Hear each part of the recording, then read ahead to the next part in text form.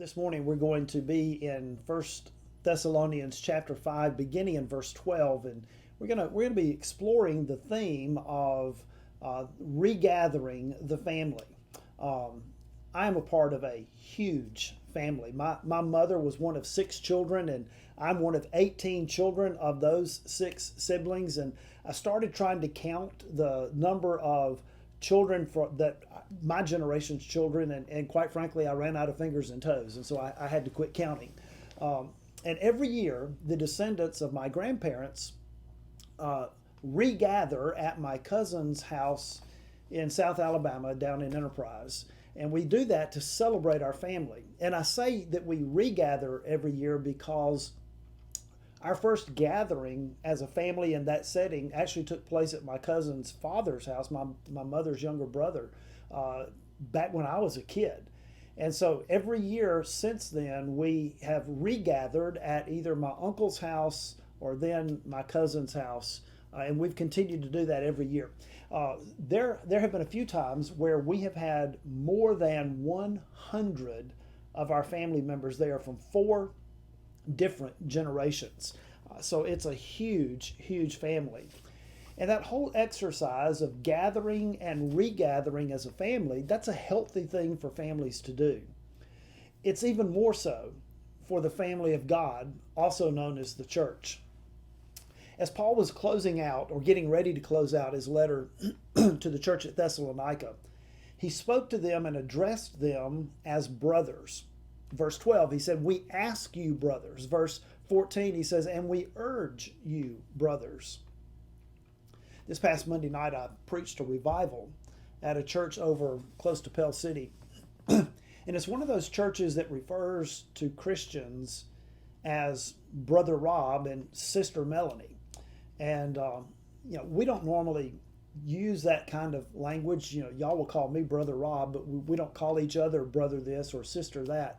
And so it can be a little uncomfortable and just a little odd for us to begin with. And I'm not advocating that we start the practice necessarily, but it is a really, really good picture of what it means to be the family of God. Because indeed, we are brothers and we are sisters in Christ. Well, this past Wednesday night in our online prayer meeting, we had an experience that I think highlights the family nature of the church. We had just ended the Facebook portion of prayer meeting, and typically what I'll do when we wrap up with the kind of scripted part of what we're doing, but me teaching and then going through prayer requests and having a prayer for those, I'll typically sign off on the Facebook side, and then the Zoom crowd knows to stick around, and we talk about pretty much everything. We'll talk about what we're eating for dinner. We'll talk about what people did during the day, what they're planning to do the next day. It's just kind of a general, let's sit around on our screens and visit with one another. So this Wednesday, as we were wrapping up on the Facebook side of things, one of our church members logged on to the Zoom meeting really pretty much after everything was over. And this is someone that is, she lives alone. She is battling a disease that will probably ultimately take her life if the Lord doesn't intervene. And so we were all glad to see her, and everyone started talking to her and just basically said, how are you doing? And, she started sharing with us how she was doing. She broke down because not only does she live alone and not only is she dealing with this illness, but she has no living relatives, no other family members. She is alone. Or at least feels like she is alone. And so she expressed that, her loneliness, and she was crying, and quite frankly, most of us on the Zoom line were crying as well. And so here you had, I guess probably 9 or 10 of us, counting her on the screen. We're spread out all over the metropolitan area. And in those moments that we spent, and we probably stayed on the line maybe 15 more minutes, there was a togetherness, even though we were spread apart, there was a togetherness as each one of us were encouraging her.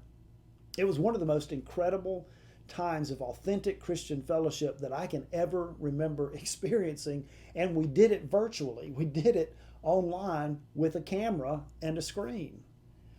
And at the end of the time, we all we all stretched out our hands like this, and we touched our computer screens or our phone screens wherever her image was appearing there on the Hollywood squares of Zoom. And we reached out and we touched her. And then Don Haddon, who probably has known her longer than anybody who was on the screen on Wednesday night, led us in a prayer time for her. It was just awesome. But I got to tell you, the most moving part of the conversation, especially in light of everything that is going on in our community, our state, and our country, was when one of our African American church members reached out to her verbally, and I won't be able to quote exactly what he said to her, but it went something like this. He said, "You may not have any living relatives, but I want you to know you're not alone." He said, "You've got a black cousin that you didn't even know that you had." He said, "And I've got a large family, so that means that you've got a large family of black cousins that you did not even know. Some of them most of them you've never even met." He said, "But when all of this is over, we're going to come by and we're going to pick you up and we're going to bring you to my daughter's house and we're going to eat together and we're going to just laugh together and spend time together." Man, that was awesome. What a picture of what it means to be part of the family of God. As we talked about last week, white folks, black folks, brown folks, all color folks. The diversity of the kingdom of God is a beautiful, beautiful thing. The family of God. Family is important. And as we are now in our second week of regathering here with our family at 700 Huffman Road, I want us to look at that text beginning in 1 Thessalonians chapter 5, verse 12. And I want us to examine the text so that we can gain some insight into what a healthy church family looks like. In a healthy church family, there is the weight of leadership. You know, every family has an order. When I was growing up, my grandfather had passed away before I was ever born, and so my grandmother was the matriarch of our family. And after she passed away, it kind of went through a couple of aunts and uncles, and ultimately my mother kind of assumed that role as the matriarch of our family. Now, we have one aunt from that generation who is still living. So leadership from those persons in our families, that's important. Leadership in any environment is important, and leadership in any environment is a weighty matter. And what I mean by that is it's heavy, the responsibility, the burden that is there of leadership. It's true in business, it's true in government, it's true in the family, because without leadership, a family falls apart. And that is especially true in the family known as the church. Maybe that's one of the reasons why James, the brother of Jesus, said, "Not many of you should become teachers, my brothers."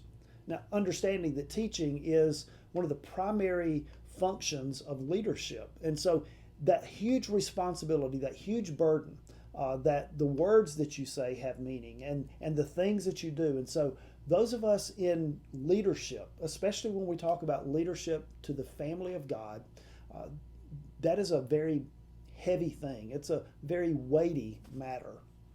You know, often I think people who've not been in leadership before will often see leadership as, well, leadership is power. Leadership is influence. They see leadership as something that is exciting and glamorous and something to be sought after. But there is a weight to leadership. There is a responsibility to leadership.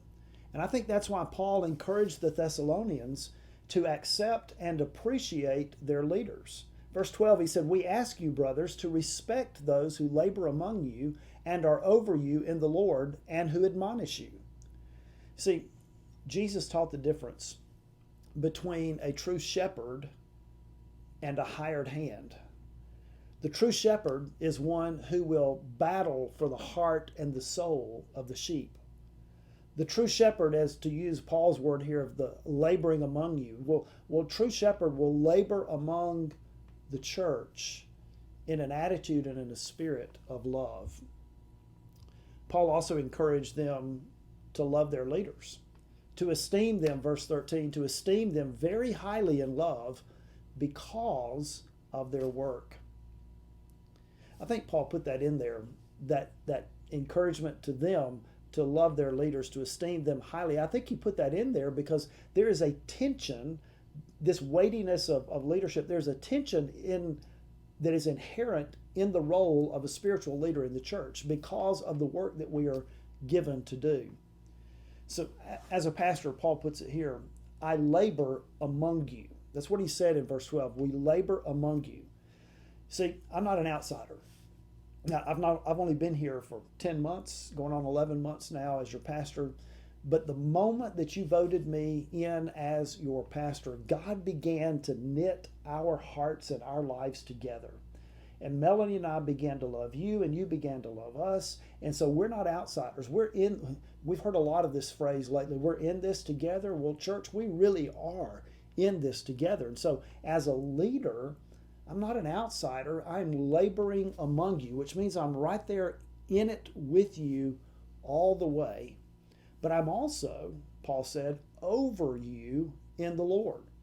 So that's a tricky situation to be able to balance the responsibility of laboring among you, but also being over you in the Lord. And that's part of the weight that goes with leadership, especially spiritual leadership, to be able to balance being among you with being over you in the Lord. It's a balancing act that requires a lot of prayer, a lot of discernment, a lot of caution. It requires accountability on my part. And I'll just tell you right now, no shepherd, there is no one who could achieve that balance without having a deep, deep love for the sheep that have been entrusted to his care. Of course, it also helps when the sheep respond to the shepherd in love. That's what Paul was saying in verse 13 when he said, esteem them very highly in love. But it's not enough to just love with thoughts or words alone. If the church family is going to be healthy, then the members need to follow that spiritual leadership. Paul put it this way in 1 Corinthians chapter 11, verse 1. He said, be imitators of me as I am of Christ. In other words, follow my leadership as I am following the leadership of Jesus. And when that happens, the result of that is, as you put there in verse 13, the kind of the B section is that we are at peace among ourselves. Warren Wiersbe observed this. He said, whenever you find division and dissension in a local church, it is usually because of selfishness and sin on the part of the leaders or the members or both. But in a healthy church family, there is that weight of leadership, of balancing, being among you, but also being over you in the Lord. There's the weight of the leadership. And there's the worth of the fellowship. As I was thinking about my family, I was reminded of the truth that every family has, one or two crazy aunts or crazy uncles. And the reality is that every one of us, when I've said that just then, you had a face come into your mind's eye. And quite frankly, if you didn't have a face that came to your mind's eye when I said that, then there's a pretty good chance that you might be that crazy aunt or that crazy uncle. Well, Paul pointed out that in the fellowship, in the church family, there are three different church members who might fit that description of being the crazy aunts or the crazy uncles. And these are church members who require some special attention in order to keep the church at peace, in order to keep the church healthy. First, he said that we are to admonish the idle. That's the first part of verse 14. We are to admonish the idle. Now, there's some who believe that the idle were people in Thessalonica who were just sitting around waiting for Jesus to return. Remember, they thought he was coming in their lifetime, and so they were like, well, what's the point of us doing anything? What's the point of us going out and making disciples? What's the point of us doing anything if Jesus is going to come back? We'll just sit here and wait on him. They weren't making disciples. They weren't doing anything else. But the word can also mean those who are disorderly, those who are unruly, those who refuse to be led or you might just say troublemakers.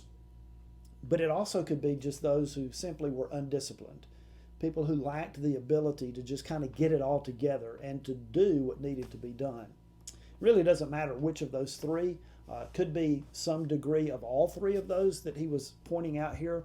But what he says here is that you have to admonish people like that. In other words, you can't just turn a blind eye and just say, well, that's old Bob over there, and everybody knows how Bob is, and so we'll just pretend like the crazy uncle is not really over there being the crazy uncle. Years ago, gosh, it was probably 25 years ago now, close to that anyway. I was serving a church that had spent years turning a blind eye to every crazy aunt, every crazy uncle that they had. They had a few church members who were chronic disruptors. In fact, one of those disruptors had been such a chronic disruptor, he had church hopped. And it wasn't that he was looking for the perfect church. He just kind of used up all of his dissension in every church, and they would finally get tired of him. So he'd move on and carry his pathology to the next church. And somehow when he arrived at this particular church, still not exactly sure how this happened, but they elected him as a deacon. And so when I got there, he had been at the church probably 5, maybe 6 years, had been kind of a chronic disruptor through most of that time, but was serving as an active deacon. And for some reason, he didn't like me. I mean, I'm talking about like before I ever showed up. He didn't like me. He didn't know me. He didn't know anything about me, but he didn't like me. And he had already decided, I'm not going to like this guy. He had a close attachment to the previous pastor, didn't like the way that pastor had been treated by others. And so he was going to take all of that out on me. Even though like I said, I hadn't been there very long, hadn't even done anything yet to make him upset. And, I told him one time, I said, if you just stick around long enough, I'll actually give you a reason to be upset with me. But to be upset with me right now doesn't make a lot of sense. Well, moving on with the story, without my knowledge, one of our deacons who had been scheduled to lead, I think it must have been the offertory prayer, was going to be out of town. And so he had reached out to this deacon and said, would you fill in for me? And he agreed to do so. And so on the Sunday, it came to the time of the service for the offertory prayer. He got up from his seat and he started walking down the aisle. And normally our deacons would go to a camera, not a camera, but a microphone that was set up on the floor and would pray the offertory prayer from there. But no, it's not what he did. He went up onto the platform behind the pulpit, and I'm sitting there going, oh, this is going to be a treat. I'm not exactly sure what he's fixing to do or what he's fixing to say.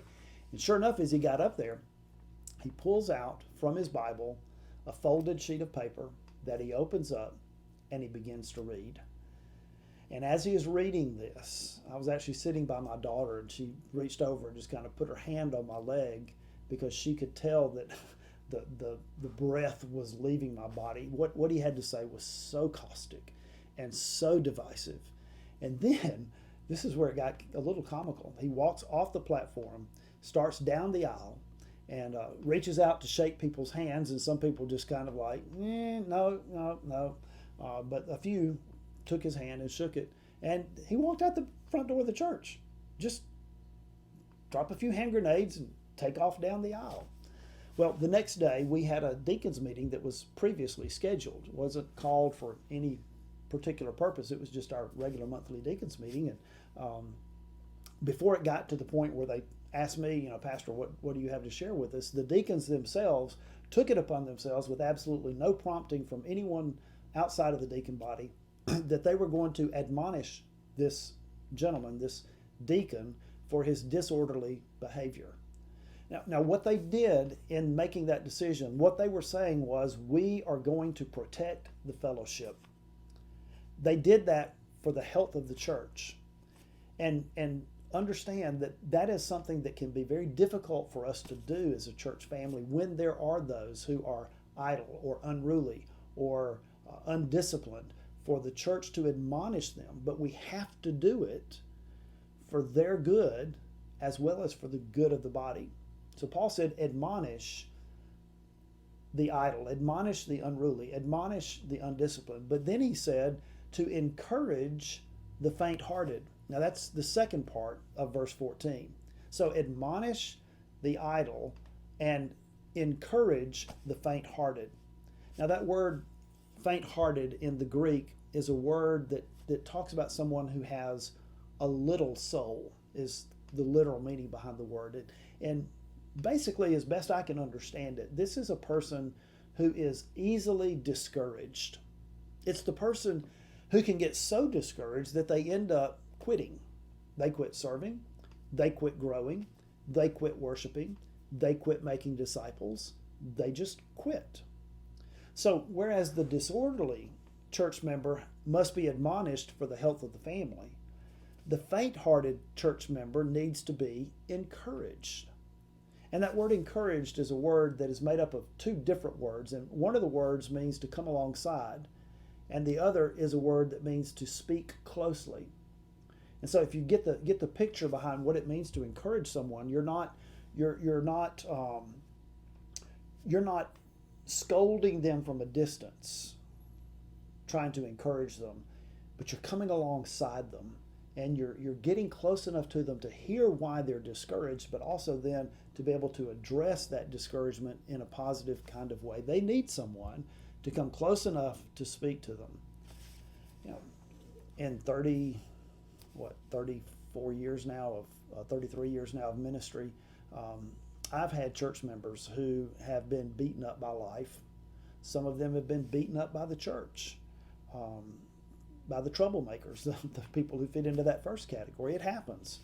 And sometimes those who have been beaten up have grown so weary, so faint-hearted, that they either are in the process of quitting or they quit. And what I've tried to do, and I think I've gotten fairly perceptive at this, is when I sense that someone is discouraged to the point that they are moving towards quitting, I'll try to be proactive in reaching out to them. And Kevin Ezell, who is the president of our North American Mission Board, has made the statement, and not an exact quote, but basically he says there's not a single problem that can't be worked out over lunch at Cracker Barrel. And so often when I find that there's someone who may be kind of wavering toward that process of quitting, to just sit down and say, hey, what's going on? Talk to me. How can I pray for you? What can I do for you? Let's get this out in the open and let's deal with it. So, for the health of the body, and the fellowship is worth it. This is the worth of the fellowship. We need to admonish the unruly, encourage the faint-hearted, and then the third part of that verse 14 is to help those who are weak. Literally, that word help means to keep the weak from falling. All of us have moments of weakness, whether it is physical weakness because we're tired, or emotional weakness, or spiritual weakness. We all have periodic times where we are weak. I know I do. And in my younger days, I saw that weakness as a fault, and so I kept it to myself. I hid it from others. But as I've gotten older, I realized that it just goes with the weight of leadership, that there are going to be times where for a season, I have to just deal with the reality that I am going to be physically, spiritually, or emotionally, or sometimes all three, tired, exhausted, weak. Many of you actually saw my Facebook post. In fact, Catherine Spencer, who mails out our prayer request every week, she's not on Facebook, but someone saw the post that I put up Wednesday night, and they sent the information to her. So she included it in the email. But I basically, this is what I posted. I said, I'm tired, really, really tired. Please pray for me. And you know what? You did. And I am so very thankful that you prayed for me. Many of you reached out. You commented on the post on Facebook. Some of you sent me messages. I've gotten a few phone calls. And I'm so thankful, so very, very thankful for your support in that matter. Because we all get weak, and we need someone to keep us from falling in those moments. So these are the three church members who need that special attention: to admonish the unruly, to encourage the faint-hearted, and keep those who are weak from falling. So how do we do that effectively? And Paul didn't just say do those things. He then goes on and kind of gives some very basic instructions, some wise words of counsel for how to go about doing that. And first of all, the very last part of verse 14, he says, be patient with them all. Be patient with them all. One of the reasons why I was so tired on Wednesday night is patience is something that I kind of struggle with, being patient with people. And someone had posted something on Facebook that was racially inflammatory, and someone that I know quite well, and felt the freedom to admonish the unruly. And so I did, and it escalated, and because I was not very patient in that encounter.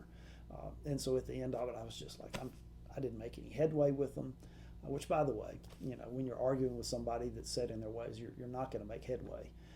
So you have to be patient. You're not going to change hearts overnight. In fact, as I said last week, we can't change people's hearts. Only the Lord can change hearts. And I forgot that for a few moments. And so I was tired. So be patient with them all. It's not easy. That is an area where, honestly, I struggle and fail most of the time. But it's really, really important. Be patient, Paul said, with them all, with the unruly, with the discouraged, and with those who are weak. Be patient. Second thing he says is to be prepared. Now, you say, where did you get that? Well, if you look at verse 15, Paul said, see that no one repays anyone evil for evil, but always seek to do good to one another and to everyone. Be prepared.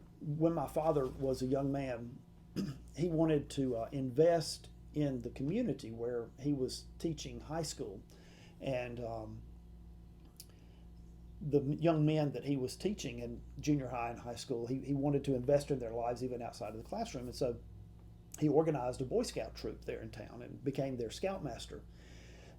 And one summer he had taken them out to the local Boy Scout camp that was not too far away from the town where he lived at the time, and later the town where I grew up. And so he took them out to the local Boy Scout camp, and while they were there, one of the boys in the troop was in his canoe out on the Boy Scout lake and tipped his canoe.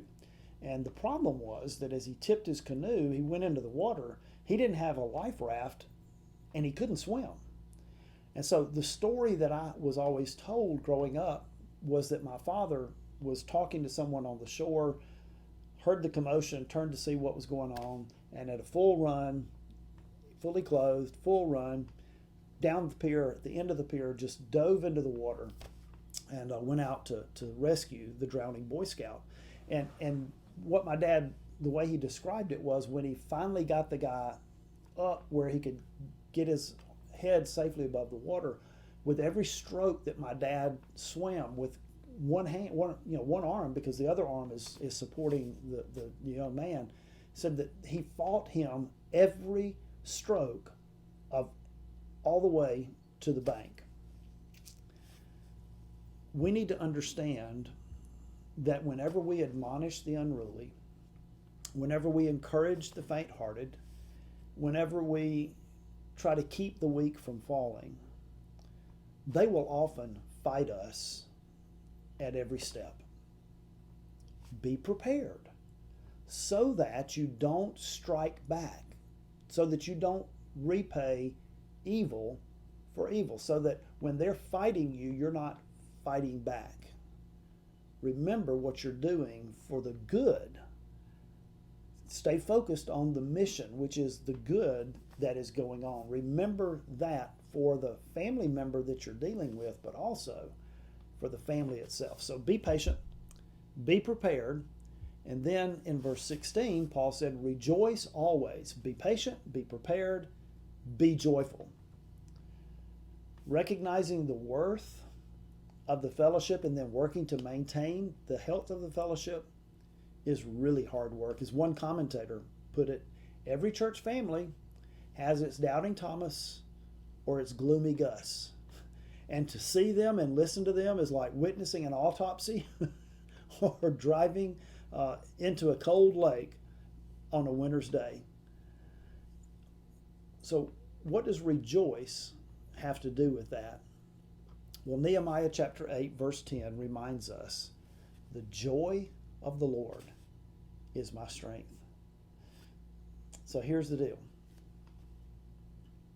Be patient, be prepared, be joyful, because you're going to get tired being patient and fighting back the urge to strike back when someone strikes at you.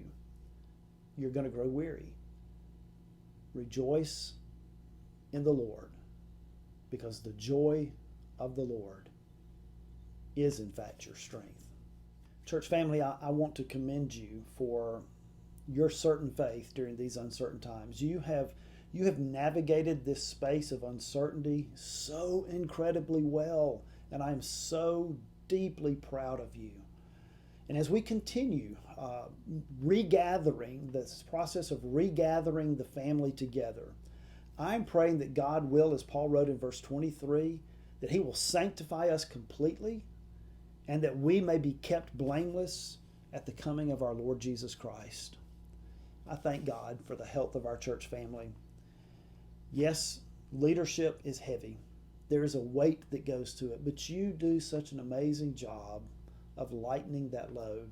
And part of that is because you have done and are continuing to do the work of the fellowship, of maintaining that healthy nature to the church family. So church family, thank you. Keep it up, because our task, even as we love one another, even as we lift up the name of Jesus, our task ultimately is to make Jesus known across the street and around the world.